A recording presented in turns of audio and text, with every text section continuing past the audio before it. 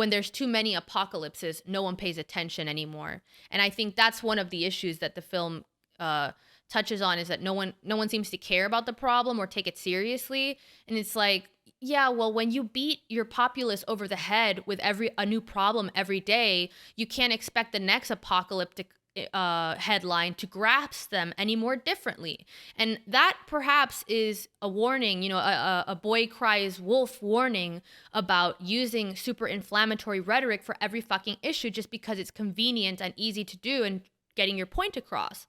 And you see that now, which someone gets voted into office and it's like, this is fascism. What the fuck are you talking about? Shut the fuck up. Like, because when real problems happen, no one's gonna listen to you because you were already railing on 10 years ago about fascism coming from a democratically elected president or some shit.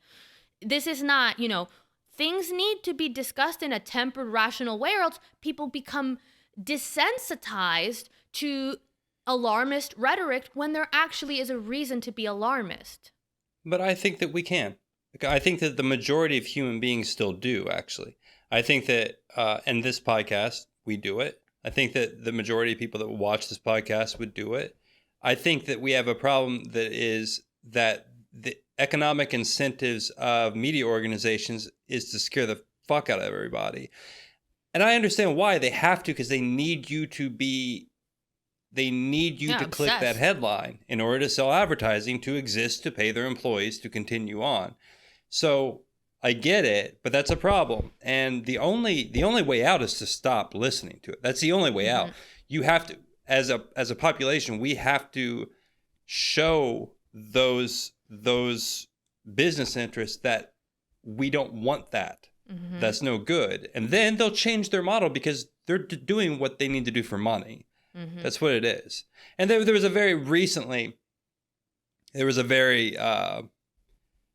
very good example of this, where there was a headline that says something like, children hospitalized by COVID has increased 50%. And there were some other podcasters who talked about the Jimmy Dore, I think, looked at it, and some other people. And that was technically true. Technically, kind of. Except it was with, it was just people that had tested. And it wasn't until the ninth paragraph that it said as such. It said none of these kids are actually here because of that, but they tested while they were in for other things. And then it showed that there just happened to be an increase of children relative to adults. So the headline is written one way to make you click. You want to click it because you're like, oh, fuck, that sounds like bad. I want to know what's going on. Most people don't read to the ninth paragraph, though. In fact, a lot of people don't even click on the headline. They just read the headline. So, and the people that make this know this. They're not. Sometimes they're legitimately stupid, because I actually think a lot of journalists, they're not paid that well a lot of times, and they're just not that bright. But many are. Many very much are. And so now you have a problem.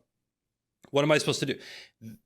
The person that's doing, it's a real problem for me when I see something like that, because there's two options. There's three options. One is that person wrote that headline that way in order to scare people. And I don't care if they scare me, because I'm not really that scared of it. But it scares people over and over again and psychologically breaks them down. That's a problem. That's number one problem.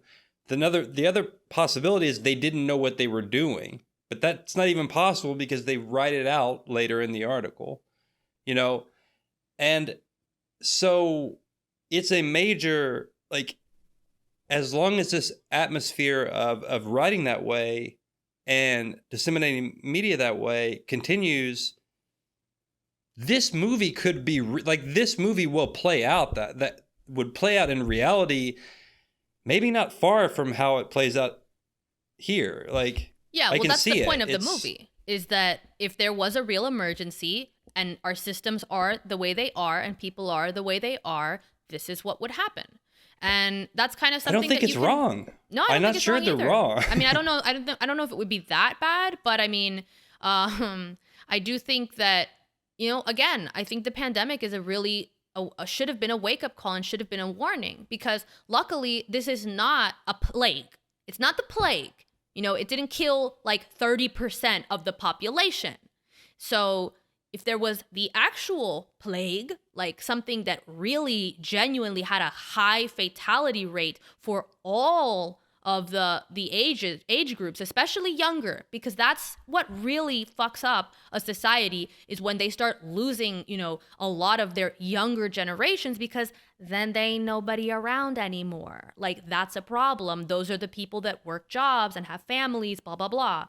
So if there's something that were to come that were to really, be a hard test upon a society, even more so than this pandemic, well, what the fuck? This is There's what going to it be a is. huge percentage of people Yeah. that are just not going to believe it right from the beginning. Number one, because they're tired and they're psychologically Yeah. stressed from it, And People I would have just also sympathy. lose their That's fucking minds, because that's what we saw. So people immediately, took to the streets being like, oh, actually, I'm just going to burn down this building for like racism. Get out of here. You've been locked up in your fucking house and you're crazy already. And now you're genuinely going insane. Like, people genuinely started to lose touch with reality and to take it out upon the world around them, whether it be their own partners or whatever the fuck it is. People get crazy when there's stress, and when there's real stress, people get real crazy real quickly. But they do come to terms with reality faster, because the thing that would happen if there was a severe outbreak of something that had an extremely high fatality rate is, and this is the libertarian argument, the kind of Rand Paul thing, where this, and we'll maybe end on this whole discussion of like, well, should the government mandate a vaccine or a mask or all that?